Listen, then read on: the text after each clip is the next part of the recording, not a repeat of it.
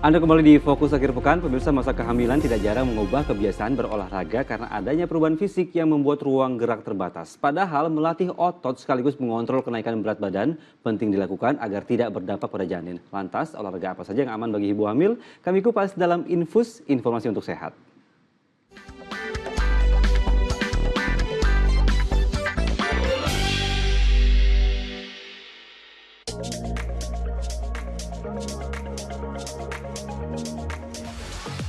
Ayo, yang masih suka mageran alias males gerak, yuk bangun yuk, termasuk para bumil nih. Memang ya, masa kehamilan tuh membawa perubahan fisik yang signifikan, sehingga tak jarang membuat kita mudah letih. Malum aja, kan ada dede bayi di perut. Satu hal yang pasti, walaupun kenaikan berat badan pada wanita hamil tak bisa dihindari, tapi tetap harus dikontrol ya. Sebab banyak risiko mengintai terutama jelang proses persalinan jika kelebihan bobot tubuh tak bisa dikendalikan. Yap, setiap wanita hamil punya kenaikan berat badan ideal yang berbeda, tergantung berat badan masing-masing. Bahkan tak boleh lebih dari 9 kg bagi wanita obesitas. Karenanya rutin berolahraga selama 20 menit sampai 30 menit setiap hari sangat dianjurkan demi menjaga itu semua. Meski tak semua jenis olahraga aman untuk ibu hamil.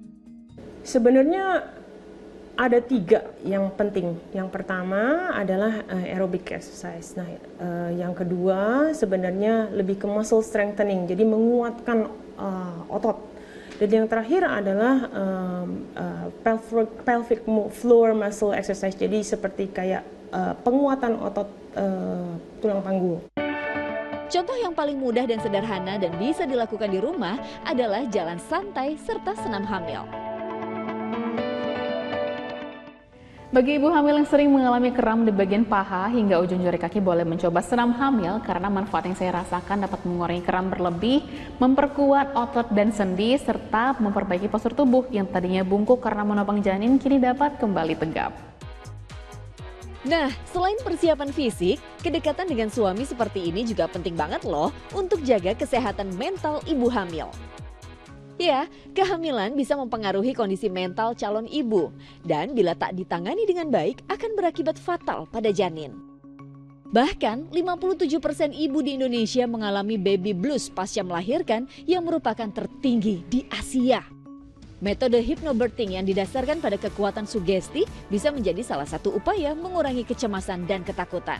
Pada saat kita belajar relaksasi, si critical area ini batas antara pikiran sadar bawah sadar itu rileks. Nah, ketika dia rileks, kita bisa memprogram ulang afirmasi positif masuk ke sini.